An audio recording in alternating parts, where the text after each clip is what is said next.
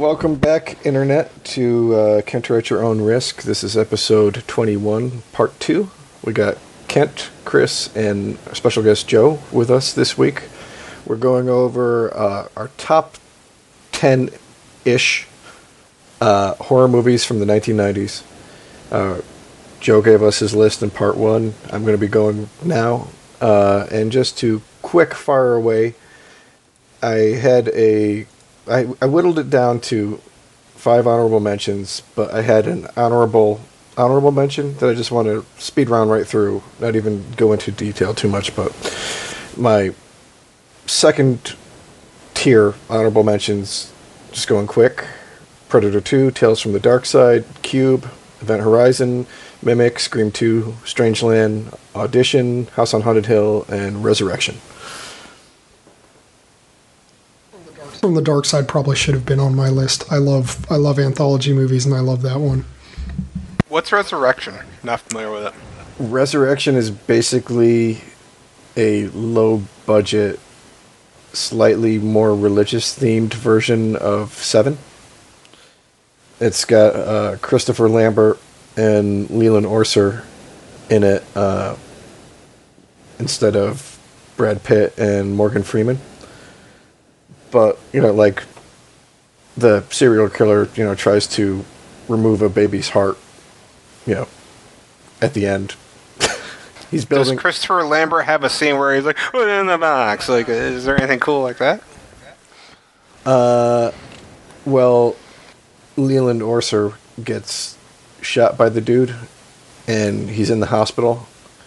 And while he's out, the guy breaks into the hospital and cuts his leg off. Takes it away with him. Like, the guy's intention is to build a new body for Christ to come back from taking the parts from all of his different victims. It was, I really enjoyed it when I saw it, and it was definitely, I don't want to say a B movie in production value, but it was definitely a B movie. With like the cast they got. But I think it's definitely worth watching if you get a chance, at least once. All right. As you know, I every podcast I take notes on movies that sound like something that intrigued me, and I have Arachnophobia because I haven't watched that since it first came out on VHS. I'm like, I wonder if that will treat me well. Now I'm intrigued by Resurrection, and I think that was the only one of them that you mentioned that I hadn't seen yet. All right, getting into my honorable mentions, my number 5, and I'll do these quick so we can spend most of the time on my list, was Blair Witch Project.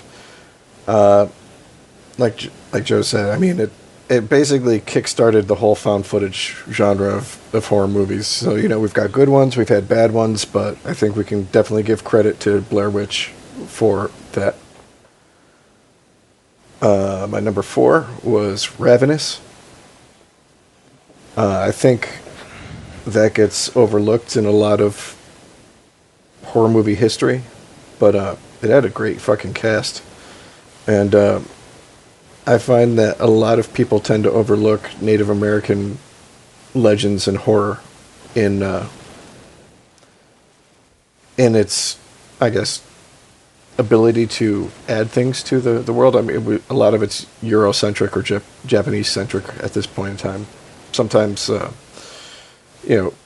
with Candyman, it's something uniquely American, but very rarely do they look at the Native American legends. Have you ever seen Mohawk, by any chance? What was that? Mohawk, it came out probably within the past 3 to 5 years. No, I haven't. I mean, that's another one that deals with Native Americans, and it's not bad. The dialogue's poorly written early on, I'll just be honest, but still, it's a fun movie. Worth a watch. I mean, Ravenous doesn't really deal with Native Americans, but the whole idea of the Wendigo, is a Native American idea. Right, and I'm actually mad at you for mentioning Ravenous, because I thought that was a movie solely that I was going to bring up, but, I'm not going to let my anger towards you, ruin anything. Okay, my number 3 honorable mention is Alien 3. Yeah, I know a lot of people hate on that. and I can definitely watch it and go apart or go through it and pick apart places where thematically it fails, and you can look at the amount of interference that the studios did when they made it, but like the nihilistic view that they give of that universe, they kill off Hicks, they kill off Newt, and they end up killing Ripley at the end. I mean, how many other movies are willing to kill off their entire heroic cast and say, hey, we're not making... Yeah, I mean, you don't see that anymore. I'd say the only reason I really objected to it in the movie was that they did it sort of off screen and it felt like a little bit of a cheat. But other than that, I can see where you're coming from. Yeah, I mean, like I said, there's problems with the movie, but I really like Charles Dance, and it was one of the only things from that period that I remember seeing him in. Is it okay for me to ask, is that the only alien that we're going to be talking about? I think so. I mean... Oh, okay. I personally liked Resurrection better, and for the reason that Joe said, plus a few other reasons. But yeah, I guess I liked Resurrection in the Resurrection. 90s? I don't remember. Yeah, it was 97, I believe. Oh. I was just curious if that's all. I don't know. I like a lot of the premise of Resurrection, but I want to say I think that this is a movie that Joss Whedon shouldn't have been involved in. That makes some sense. Not a huge... I like Buffy.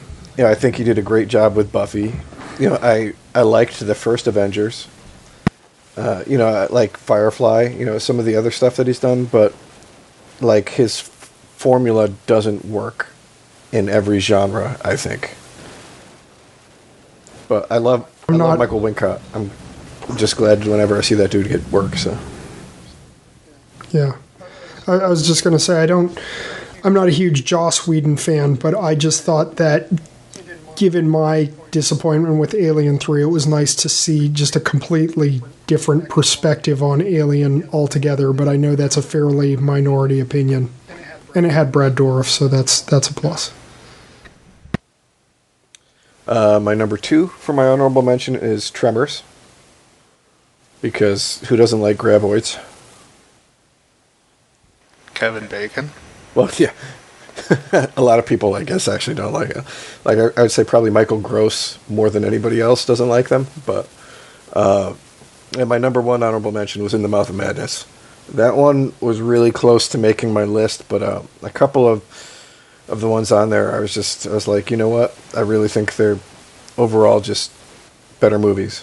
So, getting into my actual list, I think I'm going to do it the same way you do it, Kent. Starting at my number 10, Silence of the Lambs.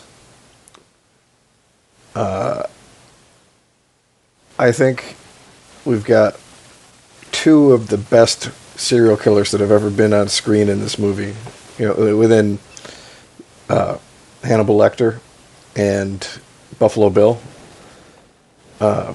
Great performances. Some really creepy stuff. I mean, if you really think about that scene where he tucks himself away and then he's dancing around, I'd fuck me. Or, put the lotion in the basket. It's got some lines that are repeatable, but the actual content that's going on there is pretty disturbing. And the scene towards the end when she's going into his basement and he cuts the light and he's doing all the shit with the night vision is still pretty tense to this day. It holds up. I mean, it's one of 3 movies to win the top 5, and I think it deserved it that year for the Academy Awards. I just saw Joe Dirt, and I forgot the whole Buffalo Bill scene. I just saw that Saturday night, so I'm glad that you brought up Silence of the Lambs, because I'm definitely not going to bring it up later. Or I might. But it was a well-deserved... I mean, it really deserved its wins, its nominations. It still holds up. I mean, how many movies did it have after? It had Hannibal, Red Dragon, and Hannibal Rising, right? That was it. Yeah, and I think that out of all of them, it's clearly the best. Like, I love the TV show better, but unfortunately, a TV show can't compete with a movie for our top 10 list. I would agree.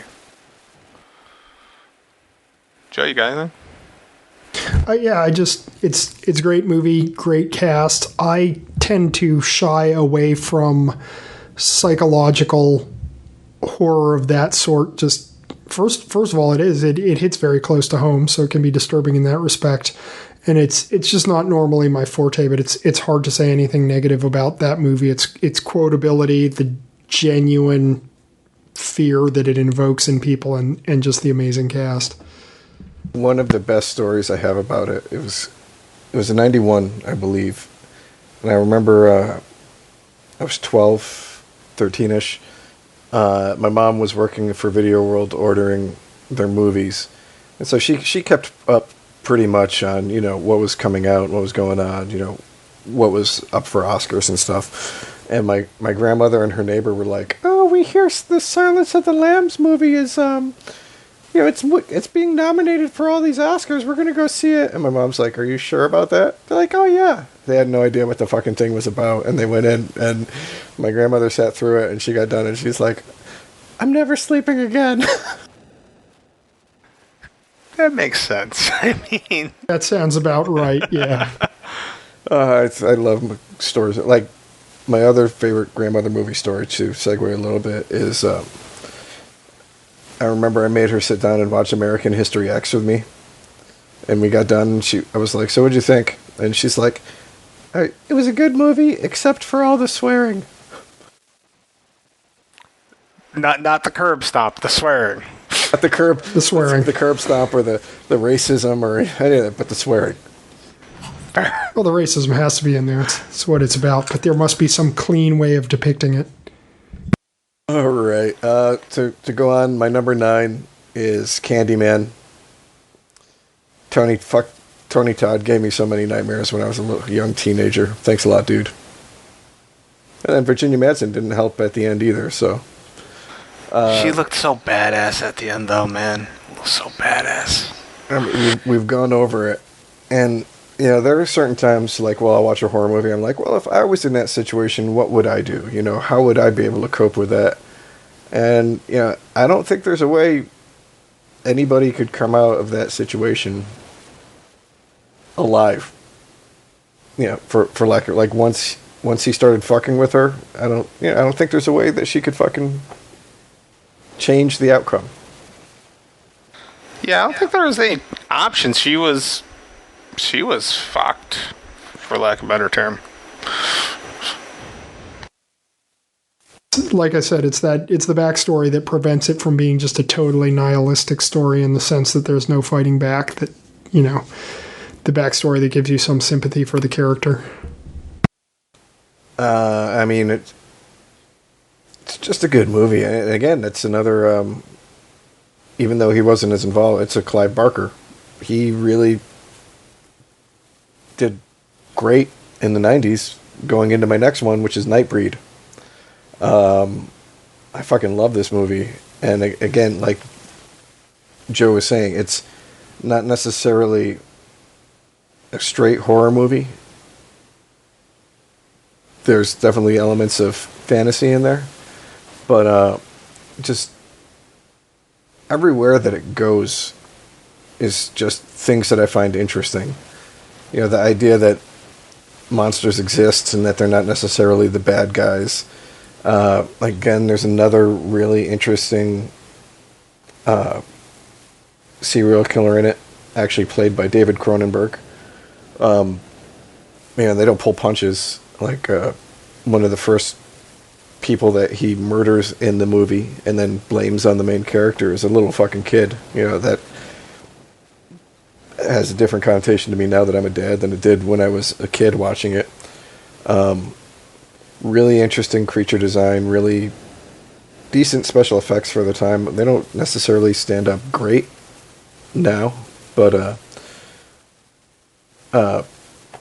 they did for the time.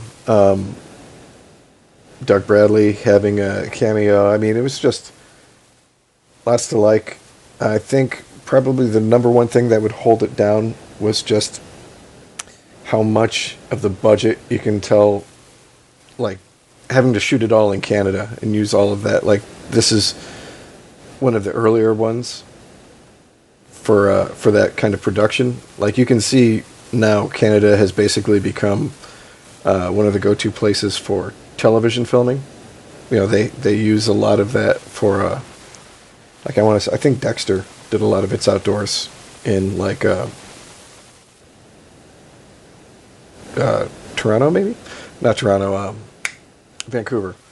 But, you know, at the time, they didn't really have the infrastructure to support a lot of the filming that they did now, and you can see that in some of the shots that they did.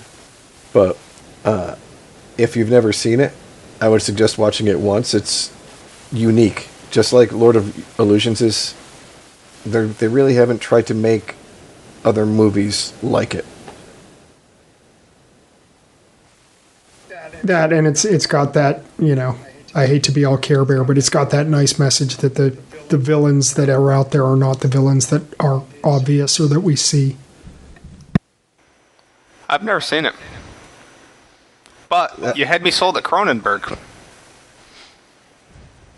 I mean, it's one of the only ones that Clive Barker directed. I mean, he did most of the all of the production shit, and they've been toying around with doing a reboot or a remake or stuff, and it goes up and it goes down. Sometimes it seems more viable than not. So it might happen, it might not. But the crappiest thing is that it ends, and it definitely sets up that there should be a sequel, and we've never gotten the sequel. Yo, I gotta go off. The dangerous thing to do. I gotta go off topic here, but I recently rewatched Oculus. How the hell did that movie not get a damn sequel? Like, that movie was perfectly set up for a sequel, and they did nothing. Like, in the world of horror, we get stuck with so many sequels that we do not need, we never wanted, we still don't want. I mean, we're on Children of the Corn goddamn 27 or something right now. But we can't get a sequel to, you know, apparently Nightbreed deserved it. Oculus deserved it. Doesn't that baffle you at times? I mean, I would rather see one good movie and someone stay creative than start to cash in. So, I mean, the guy who did Oculus, Mike Flanagan, you know, I've liked everything that he's done. Yeah, I'm glad that he's still able to keep up with the quality. You know, if that's what it takes, instead of getting Oculus 2, I'll be sad that we don't get an Oculus 2, but, you know. But, like, I don't know, I'd like to see what Mike Flanagan would do, either in a sequel or a prequel, quite frankly. Like, I don't know, I like what I've seen of Flanagan, so it actually makes me want it more. Like, it wasn't just a one-hit wonder hack director. The dude actually has talent and has given us a lot of good stuff. And I guess that does make me want it more. To segue from that, though, to go back to something that we were talking about last podcast, I was just watching a video about Oculus last night on YouTube. And they started it off by... They were talking about the use of mirrors in horror movies and stuff. But it started off with an interview with Leigh Whannell talking about The Invisible Man. I didn't realize that he was British. I had no idea either. Huh. All right. I'm hearing him speak in his normal voice. I'm like, holy shit, he sounds nothing like what's his name from Saw. Like, that makes his acting job a little bit better in my appreciation, you know, knowing that he was doing an accent at the same time. Yeah, I mean, when you watch him play, I think it was Adam, like, you're just like, all right, I mean, he's doing an okay job for a horror movie, but yeah, okay, I have a newfound appreciation. To get into my number 7 then, and this is one I see left off lists a lot, but Misery. Like, I just rewatched this with my wife on HBO Now, and it still holds up. Like, that scene where she hobbles him, holy fuck. My ankles hurt still from watching that last week. It's a creepy idea. I mean, it was like the etymology of where it came from with Stephen King working through, exercising his demons about, fan expectations of his content into this story. And then, like, I don't remember ever seeing Kathy Bates in anything before that, but holy shit, she knocked it out of the park. And, whether or not you agree with everything she says in her personal life, I don't think I've ever really seen a shitty performance from her. James Caan is a great actor, but he doesn't do enough. He's been in some indelible movies, but I think he curates what he does more than a lot of people would appreciate, because I would like to see him in more. But the scenes hold. There's so much tension in that movie. It's hard to take if you're already stressed out. I would suggest watching it when you're relaxed. I don't know. What do you think?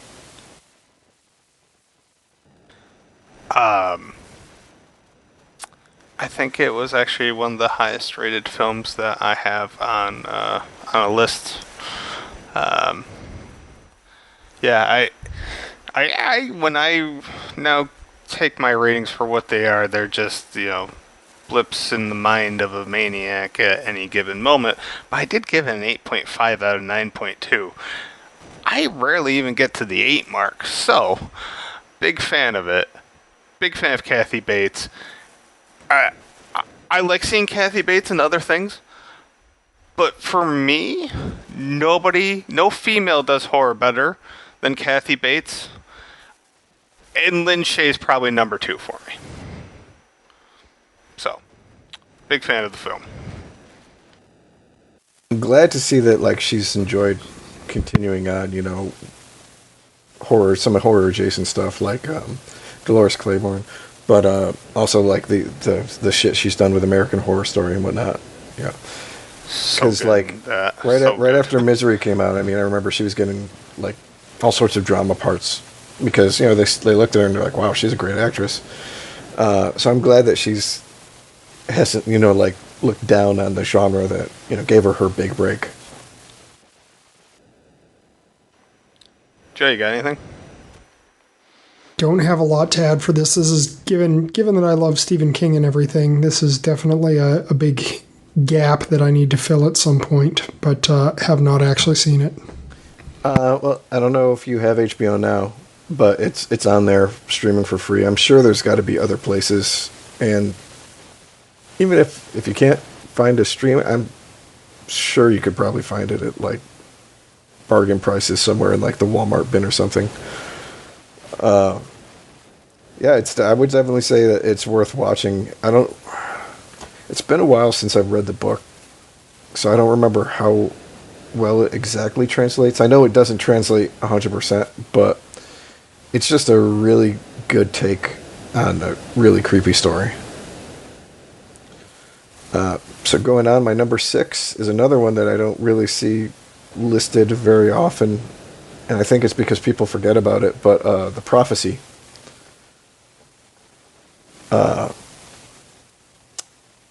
If we're talking about more established actors cast-wise, I think this might be my... no, maybe not. But it's definitely one of the best cast in my top 10. Christopher Walken, I don't know, has he done too much other horror outside of that? Dead Zone.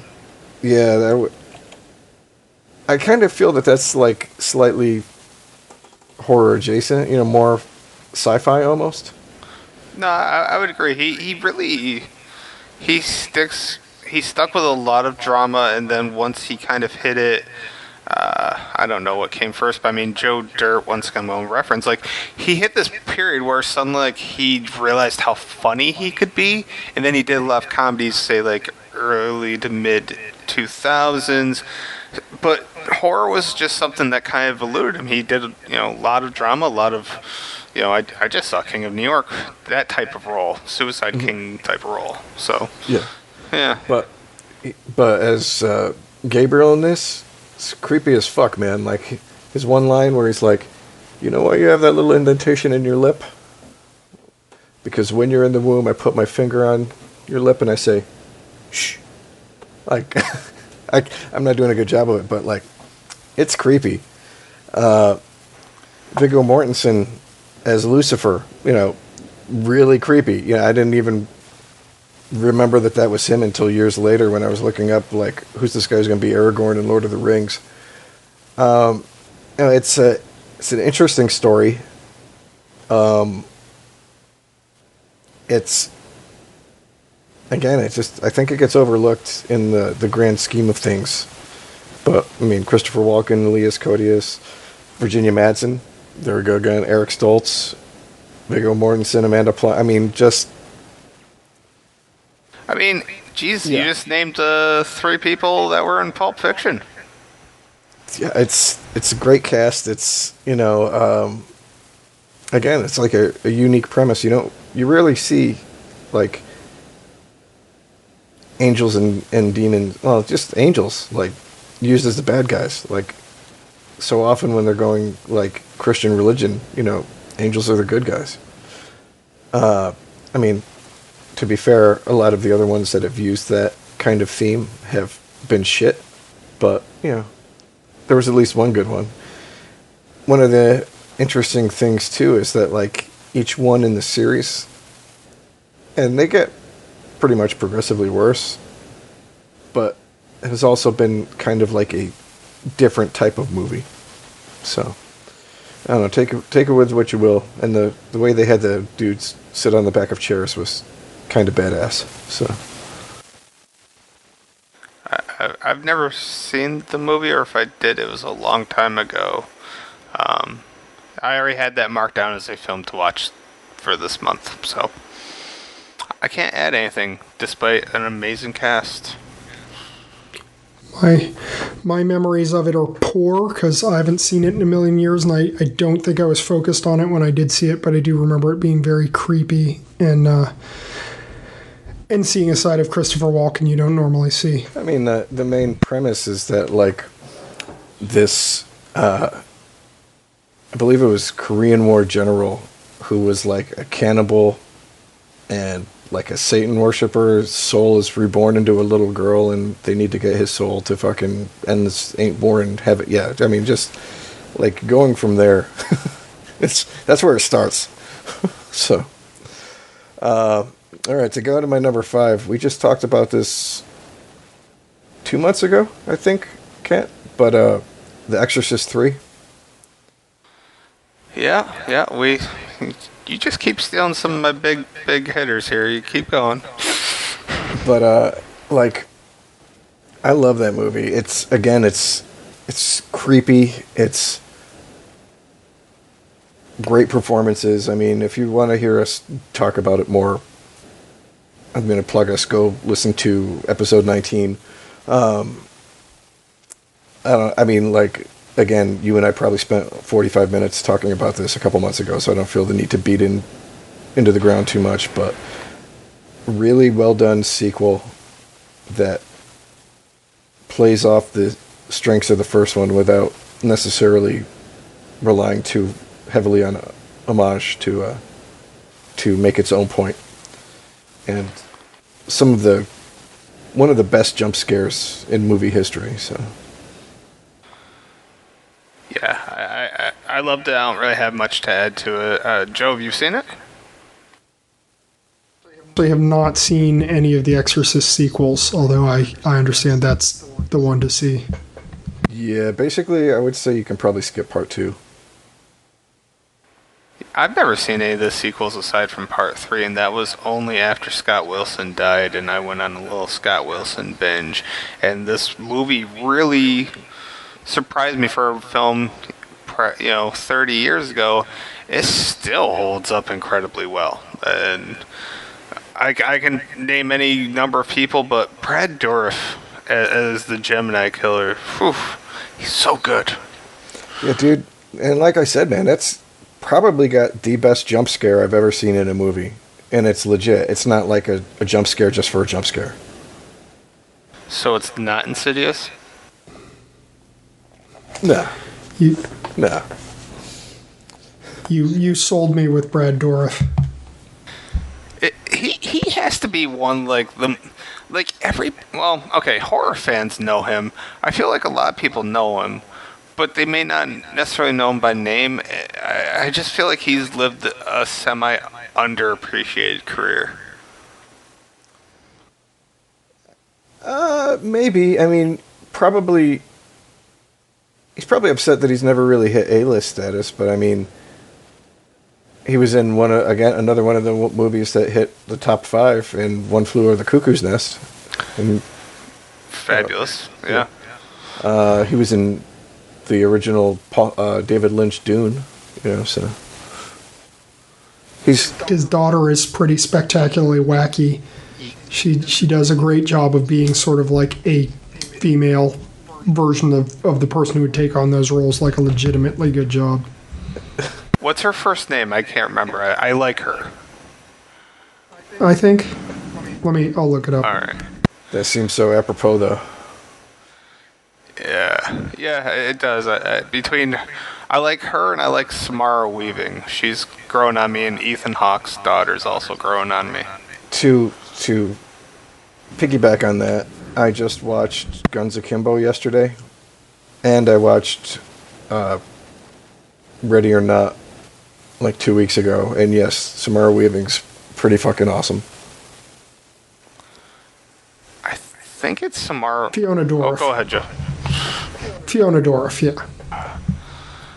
I think Samara Weaving's in a film called Mayhem with the dude who played Glenn in Walking Dead. Yeah, Samara Weaving and Stephen Yeun. Mayhem's a fun horror, semi-horror flick at the very least. I would recommend it if for more of a mindlessly good time. I heard it was like a better version of the Belko Experiment. Yep. That's all you have to say, because the Belko Experiment looked good in previews, and then in execution, not so good. And then Mayhem came along, and they nailed that particular type of story. Gotcha. That's one I want to watch. I keep forgetting that it's free on Prime. All right. My number 4 is The Devil's Advocate.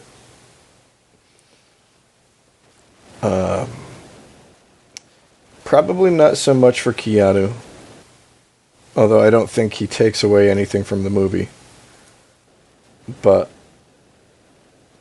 I remember watching it originally when it came out, and I really enjoyed Al Pacino's performance. I really thought Charlize Theron did a really good job. And then it got to the end, and the very last thing happens, and he morphs into Pacino again in his Vanity, My Favorite Sin. And I just love nihilistic shit like that, where there's no way to win, and the good guy can try all he want, and he's still never going to succeed.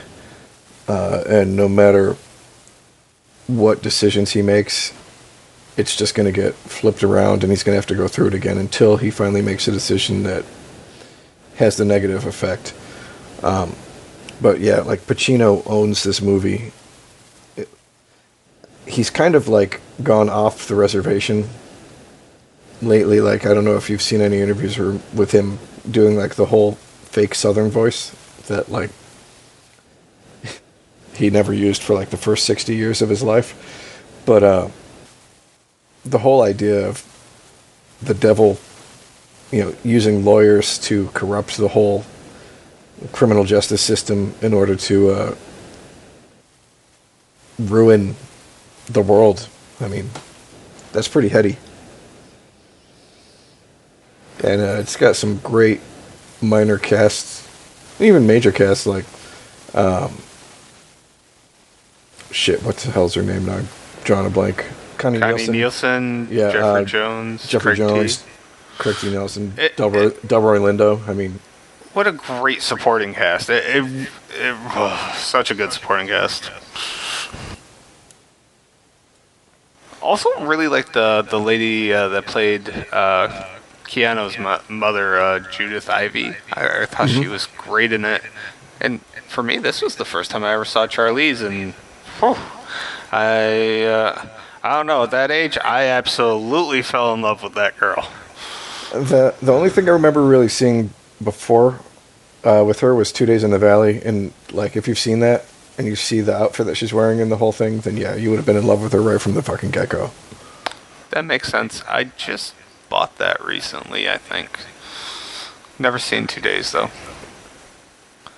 But yeah, it's a good movie. It's got great performances, but the ending is what makes it for me. Like when he thinks, "Oh, I won. I made the right decision," and then his dad is just manipulating him a completely different way to get him down. I'm like, such a good fucking negative worldview. I love it. Oh, and It's Heather Matarazzo has Yeah, the girl from the I love her. Friends. Yes, I love her, man. She's great. Sorry to cut anybody off. just going to add. I mean, that was actually almost on my list, and it really is great because it takes a different tack than most horror movies. It goes in a different direction for sort of what's scary and terrifying about it. And also, yes, I love that ending that, it doesn't matter if you rewind the tape. There, you will trip and fall somewhere, and he will get you. Also, a great reference to the chicken that played tic-tac-toe in that one arcade in New York. Now long gone.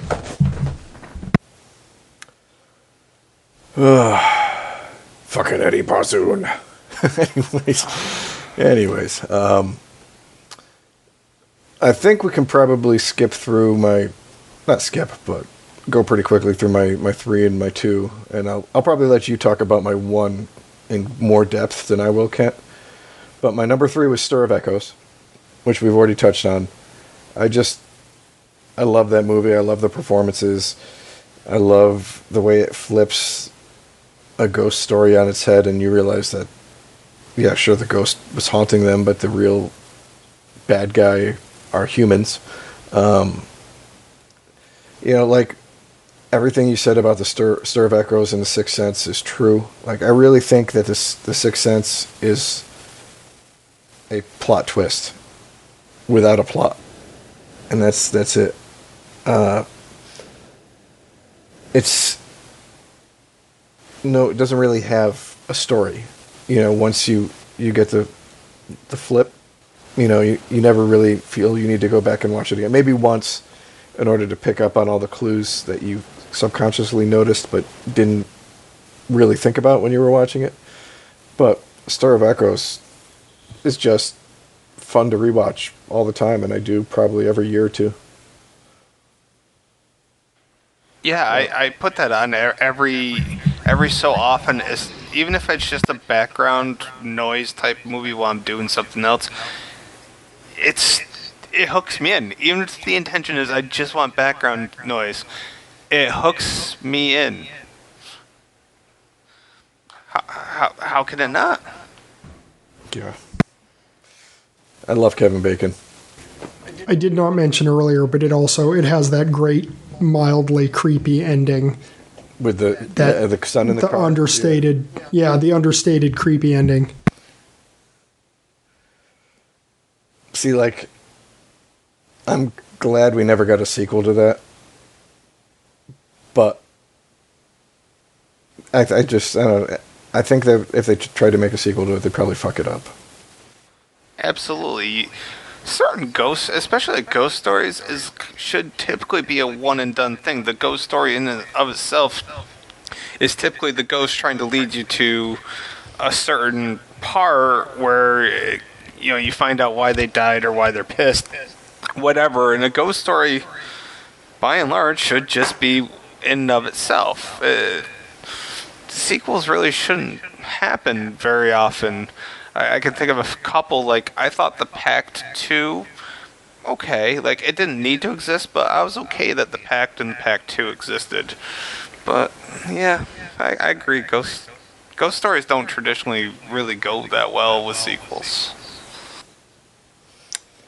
My number two, and again, this is one that we've talked about ad nauseum, but From Dusk Till Dawn. It's only partially a horror movie, but it's just so well constructed. And it's two parts. The first part, Quentin Tarantino / Robert Rodriguez crime thriller. Second part, schlocky vampire horror. And like, the cast got into it. They loved it. The minor parts are so memorable, like Cheech outside the titty twister. Like, I fucking love that monologue. Bringing back people like what the hell was his name?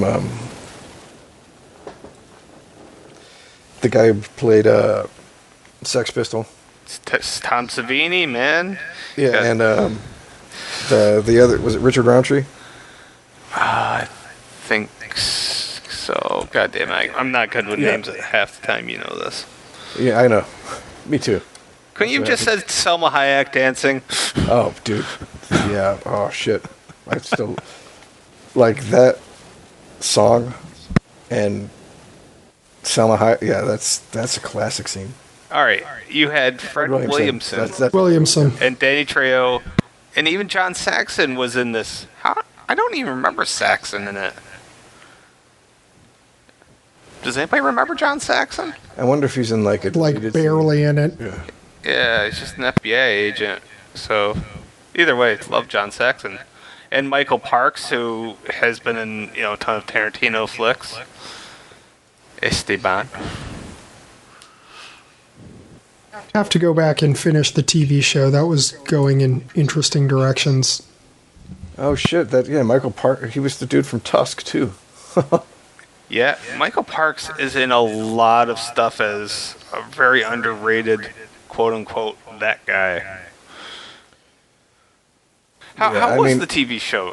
Sorry, is it all like in the same vein, or did they try to go more comedy, more horror, or did they kind of keep that right mixture? It's more horror, and it's definitely like much more for the creepy and messed up vibe. Like the psycho killer brother is played less for laughs, and the monsters are like their own unique kind of sort of South American snake vampire things. And it was going interesting places, but I didn't even finish the first season because I was busy with something else at the time. I got to go back to it. Fair enough. I'd like to find that. I don't know what it's if I can even find it anymore, but I want to look, see if I can find it. All right. I mean, and like I said, we've talked about that for probably hours at this point. Yeah. And my number one, I don't think this is going to surprise you, Kent, is Scream. I'm so shocked. Yeah. Well, I mean, I really think that the one movie in the 90s that really revitalized interest in horror was Scream.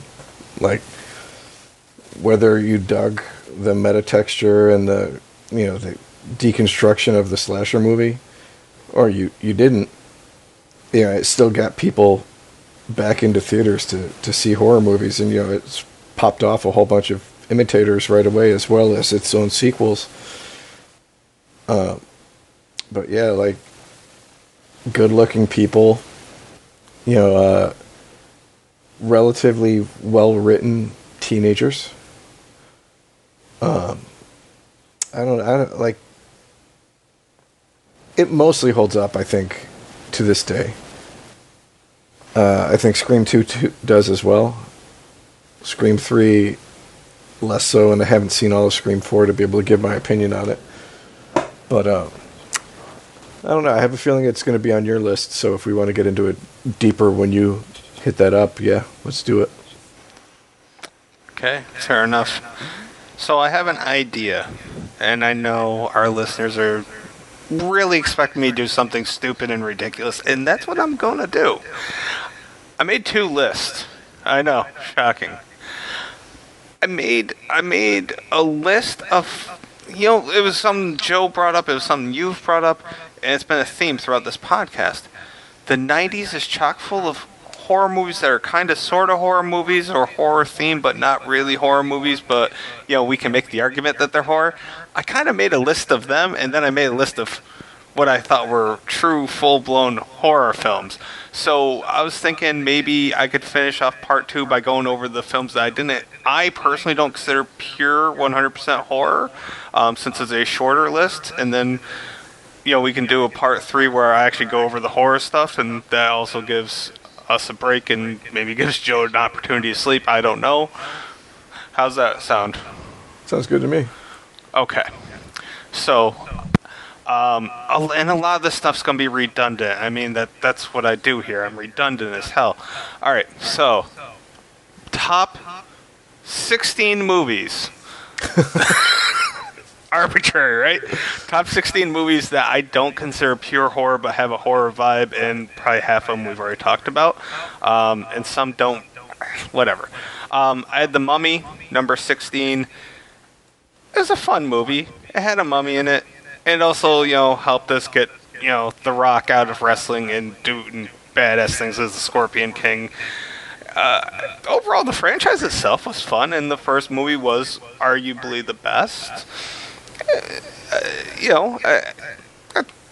don't really have anything that great to say about it. It was a fun movie that you could actually rewatch, and I'm not gonna lie, I love that series. Yeah, Joe, are you in on the Mummy franchise?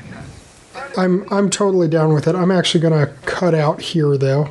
Okay. If that's okay. And rejoin you next time around, maybe. All right, that works. And Joe, it was nice to talk to you, man. Thank you for coming in and playing along with us. No, thank you guys for letting me join. Thanks a lot, guys. Absolutely. All right. And Joe knows what he's doing as far as saving, so I'm just going to keep rambling on. Number 15. I had Anaconda. Like, Bitch. it's an okay, movie. Like, actually, I think it's kind of better now, like, that it's had time to slowly digest. Like, that movie's bad, but in a really good way of being bad. Like, it's a fun movie. I don't know. I had to conclude it. Plus, the cast. Help me out here with the cast. It was what? Ice Cube, J-Lo, John Voight. One of the dudes from The Mummy was in it. The guy who was on the opposite archaeological team. Yeah. Yeah. Jesus. All right. So you got Eric Stoltz. You got Owen Wilson, Carrie Werr, who was in Sliders. Danny Trejo, of course, and Frank Welker, who was the voice of the Anaconda. Wow, I didn't even realize that they credited the Anaconda with having a voice. Me neither, but, it had to make some sound, and apparently that's what Frank Welker does. So, really good cast. I don't know. I think it only has a 4.8 on IMDb, and I think that could be at least a full point higher. I don't think you sit there and go, geez, I wasted my time with this.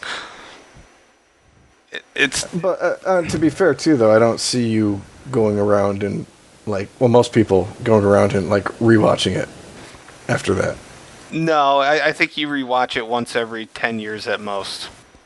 And I'm okay with that. That's why it's only number 15 on my list. So, anyway, number 14, a film that we've talked about quite a bit, won't waste much time on, Gremlins 2. And I'm mainly bringing this up because apparently the Gremlins animated series got the green light to go. I don't know if you heard about that. No, I didn't, but holy shit. I did know though that since the last time we talked about Gremlins, you finally watched that Key and Peele skit. Oh yes, yes, sir, I did, and that was fucking funny, man. It fucking makes so much sense. It really, it just, yeah. That is exactly how that shit went down. So, yeah. Gremlins 2, it's not like it's a horrible movie. It's not a good, it's definitely not a great movie. You could argue that's a good to average movie, but most importantly, you can say that at least it was mostly entertaining, at least. And that's kind of, I'm happy with entertaining. I remember when it came out, my brother and my cousin and I were super excited to see it, like to the point where like we would sit around and like repeat the lines from the trailer. Oh God, yeah. Okay. Yeah, like, fucking nerds. But I don't know, you know, it was definitely something I think that I enjoyed more seeing it at the age I did than I would if it came out now. Yes, I agree. Plus, I had Hulk Hogan, so just yeah. Oh, and I believe Gremlins the cartoon, although it's not bringing back. That was the one thing I read. Howie Mandel is not coming back to voice Gizmo, but they're trying to bring back most everybody that's still alive. That would be somewhat important for the cartoon. And I think it's going to be Netflix, is what I read. And Joe Dante is involved.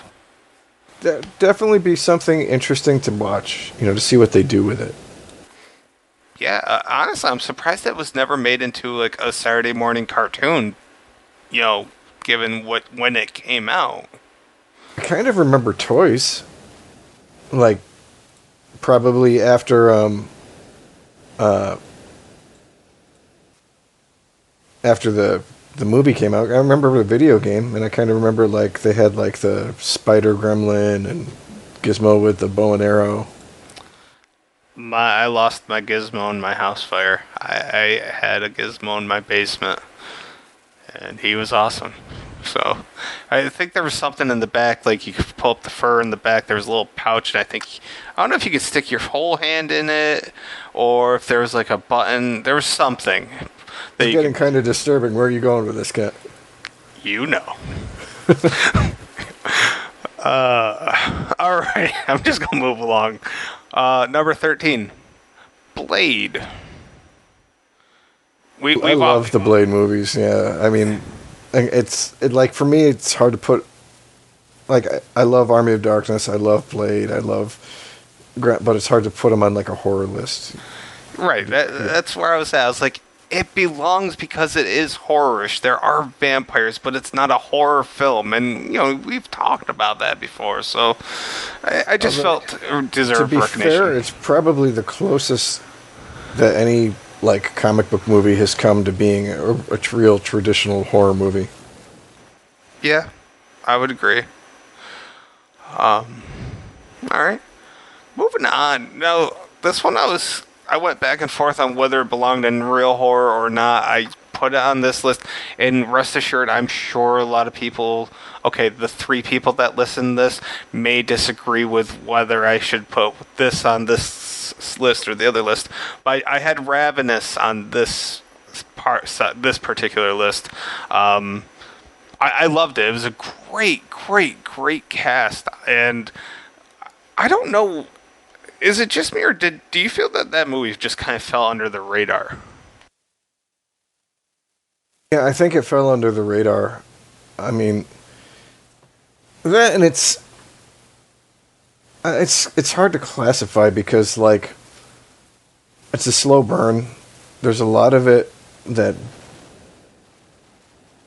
almost has no real horror to it, and then like you go into pretty graphic violence, like, and it's about eating people. So I mean, I can already see that, you know, like right off the bat, you're gonna have people object to seeing it just on that grounds, you know, and then make it like a majority.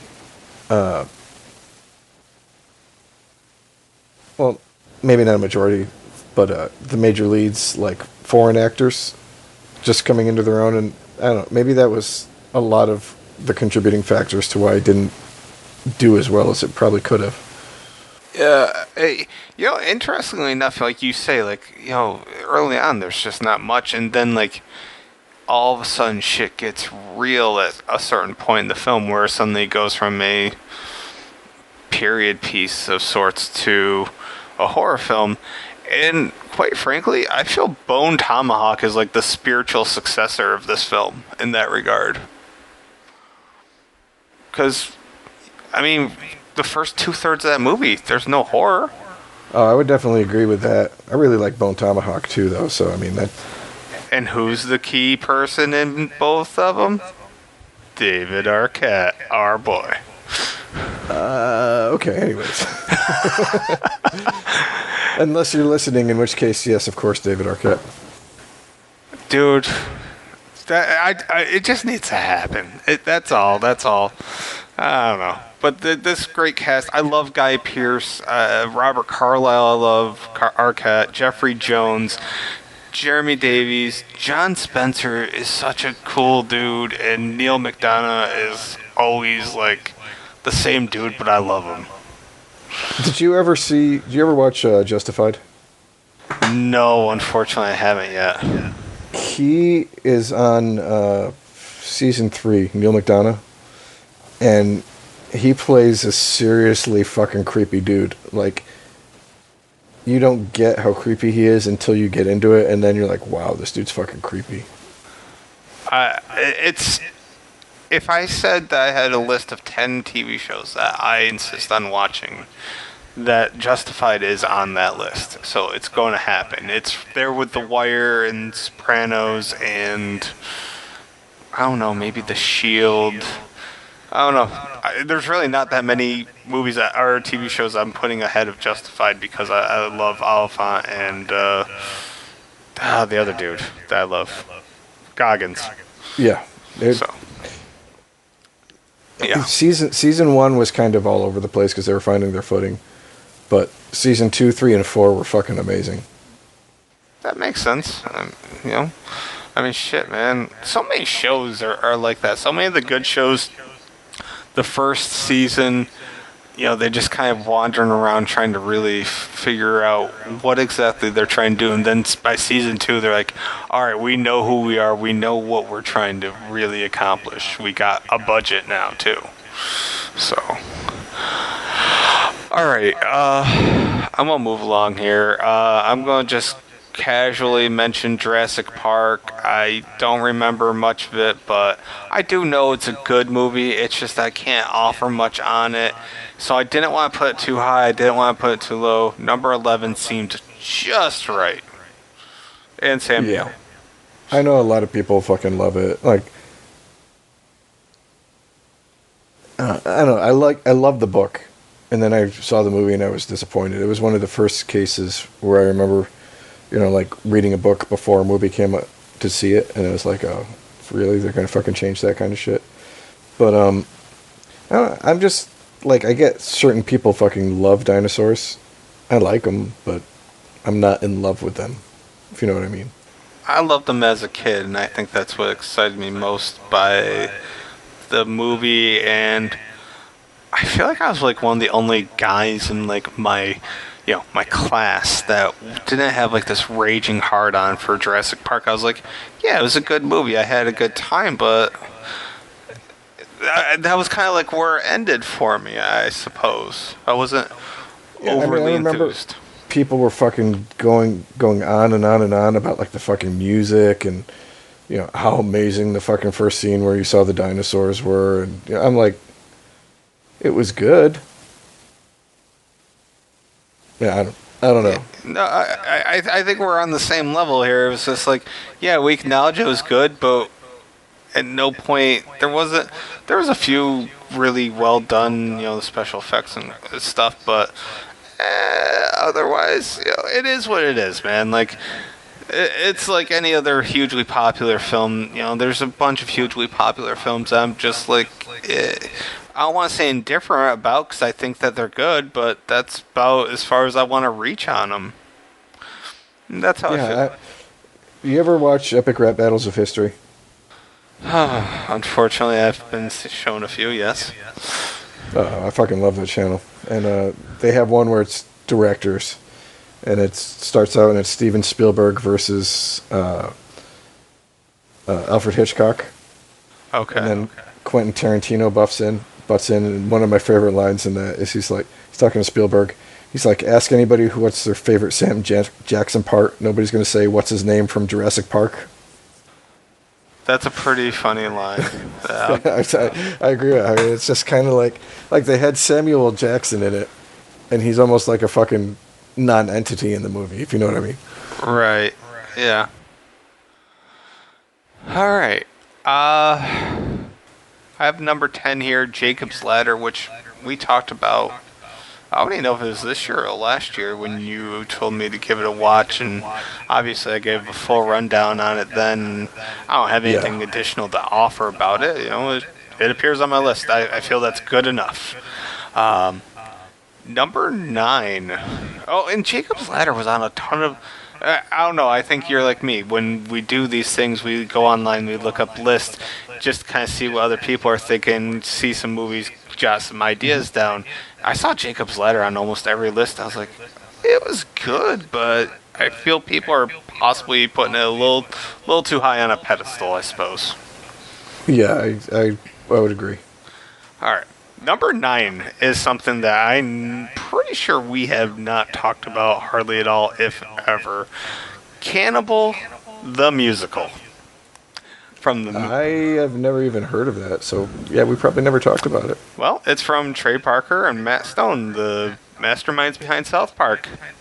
It is a musical about guys way back like in the Western days trying to make it to Colorado or from Colorado, and there's cannibalism, and the songs are hilarious. Like, if you like South Park, you'll like this. If you don't like South Park, I don't know what's wrong with you, but, you know, that's where I'm kind of at. Gotcha. Like, and like, they even, like, you hear, can't remember which one, do Cartman's voice, you know, obviously before Cartman was a thing. So there's just a lot of funny things there. It does start a little slow, though.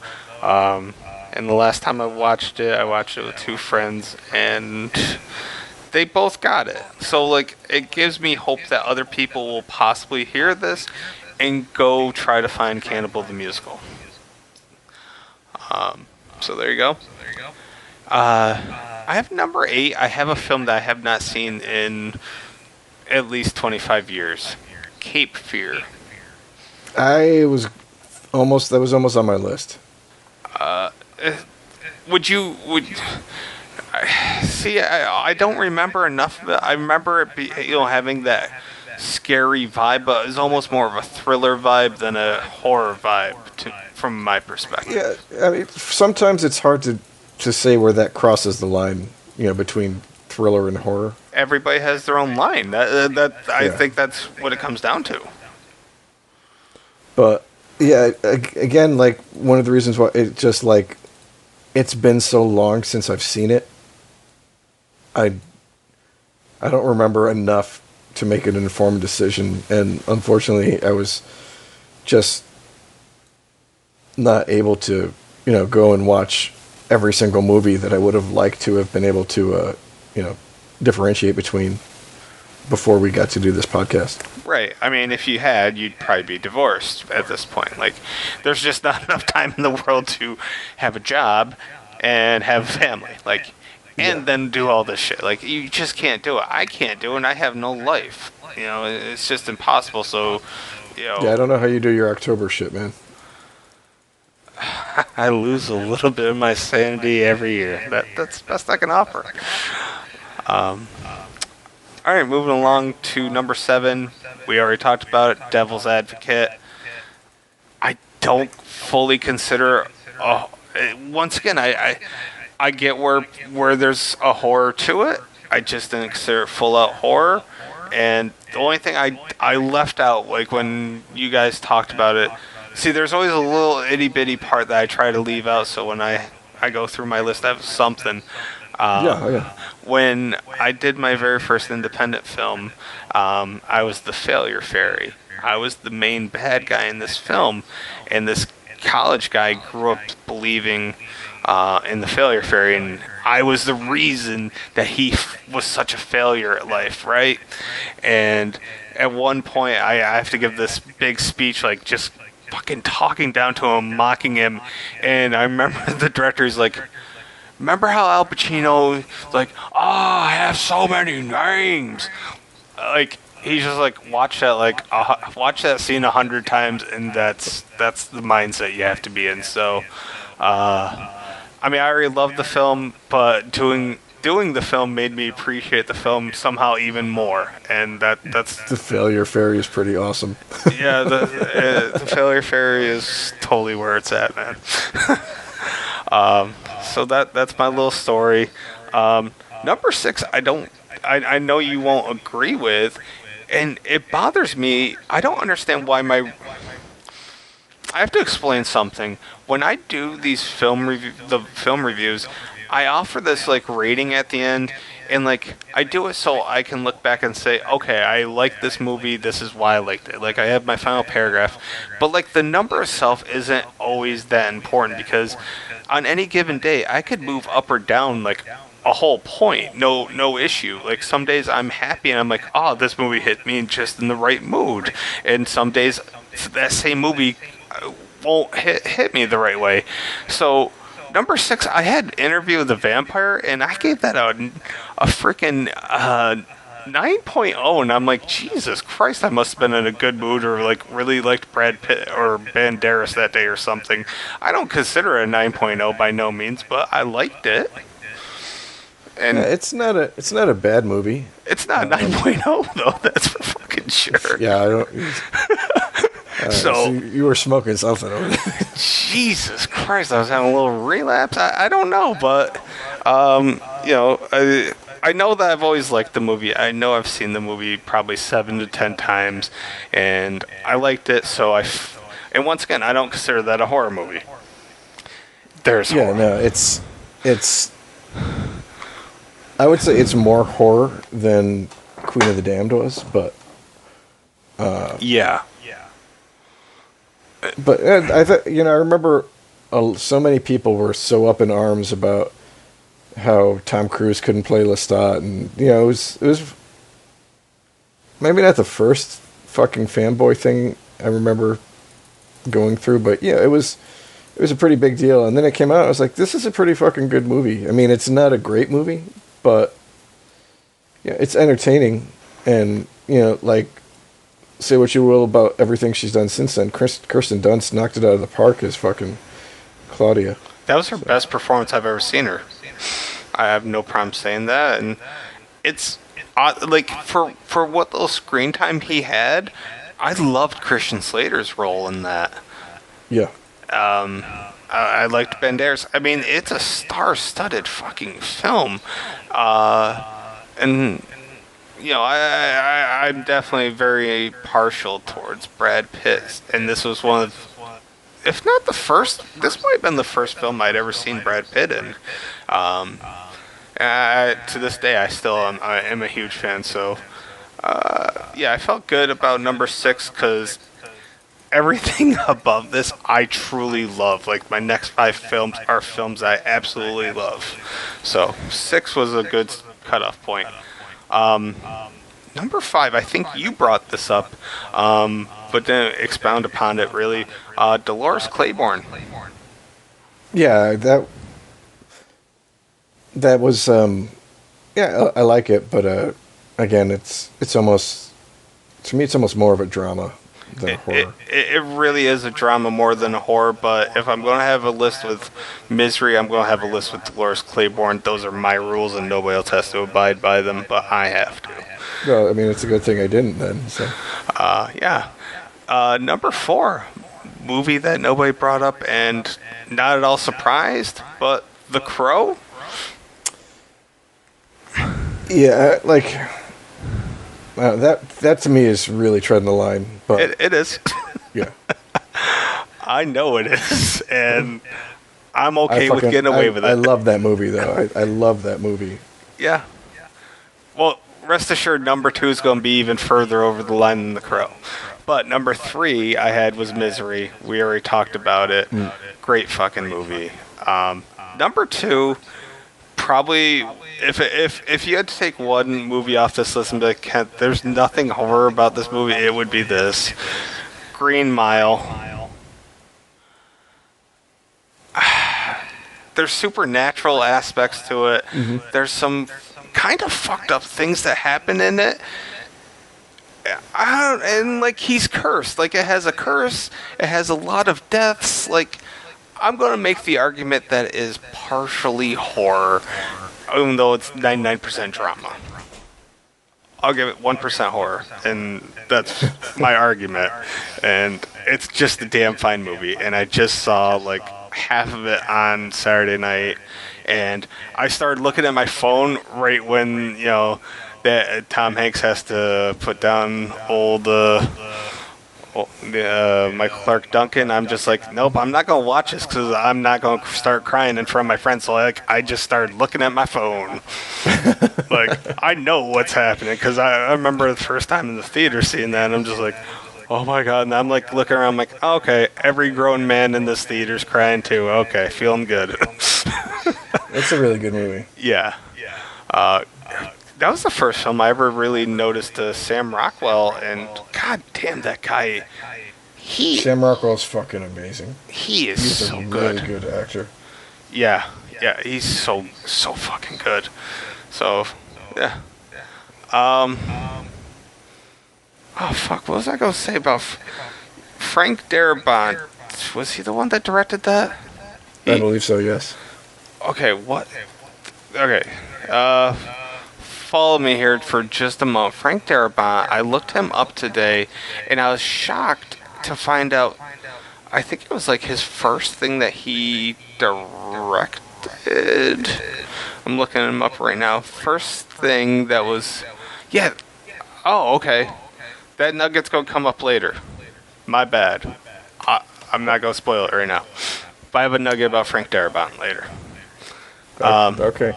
And just to finish off this list of kind of sort of horror, this one probably is really horror, but I don't know. Silence of the Lambs, I just consider it more thriller than horror. I do. So, I know, like, had it been on my normal horror list, I don't even know where I would put it. It would have been in my top 3. But for this particular list, it's at number 1. And that's fine. You can be wrong. It's a cool.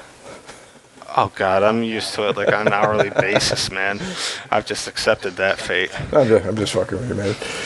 Well, it's funny though, because, and I wanted to talk about this when we had Joe on, but then it kind of slipped my mind as is tradition. Like, all right, so I know a lot of people will say Silence of the Lambs is horror, or they'll say partial horror, whatever the case may be, and yet Hannibal Lecter is always like in like horror icon discussion. Yeah. So like, if he's gonna be in the horror icons, doesn't that like, it means that, I don't know, like, one can't, like, both have to be the same, I feel. Maybe I'm wrong. No, I would agree. I mean, it would be really weird to be like, oh, Freddy's such an iconic horror villain, but he's not listed in, being in horror movies. Yeah, like, I would get where you're coming from with that. Yeah, But at the same time, I understand when people say thrillers are completely different than horror.